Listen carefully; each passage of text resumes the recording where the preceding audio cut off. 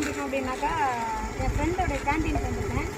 Friend means வந்து இப்போ கொஞ்ச நாளுக்கு முன்னாடி சந்திக்கப்பட்டவங்க தான். அவங்க கொஞ்சம் ப்ராப்ளத்தில் இருக்காங்க. அவங்களுக்கு வந்து இப்போ நம்ம கேன்டீனுக்கு வந்து நம்ம நியூட்டி ஃபேமிலி சார்பாக கேன்டீன் வச்சு நடத்துறதுக்கு வந்து ஃபுல்லாக மளிகை ஜாமான் இறக்கி கொடுத்துருக்காங்க. ஃபுல் வீடியோ பாருங்கள், மறக்காமல் சப்போர்ட் பண்ணுங்கள், சப்ஸ்கிரைப் பண்ணுங்கள். கட் பண்ணப்பா. கேன்டீனுக்குள்ளே வந்துட்டோம்.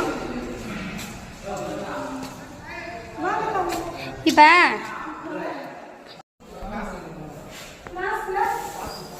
இதில் வந்து 5 கிலோ அரிசி மாவும் இதுலேயும் வச்சுட்டாங்க. கடை அரிசி மாவு காட்டு கையில் எடு. அது அரிசி மாவு வச்சா இதில் 5 கிலோ அரிசி மாவு, இதோ இது 5 கிலோ அரிசி மாவு, அது இல்லாமல் மைதா மாவு, கோதுமை மாவு கொடுக்கலாம்.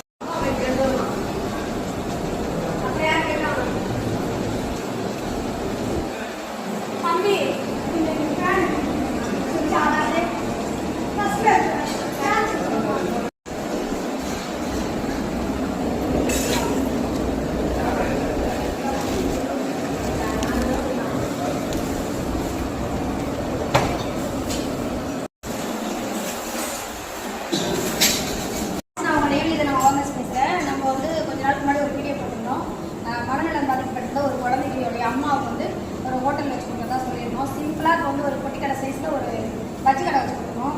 வாங்க அவங்களையும் காட்டுறேன் வாங்க. 33 வயசு ஆகுது, ஒரு ரூபா சம்பாதிக்கல. எங்கள் சம்பாதி ஒன்று செய்யலாம். யாரு? என் போவான். எனக்கு சுகரு, எங்கள் வீட்டுக்காரரும் சுகரு.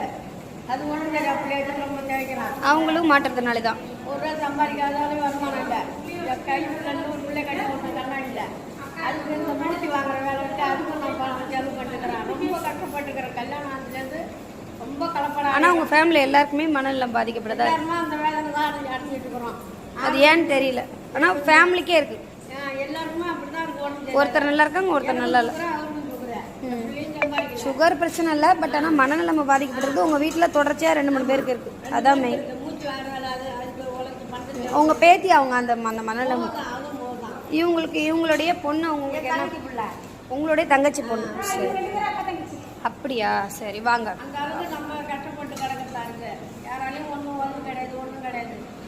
நம்ம அவங்களையும் போய் பார்ப்போம்.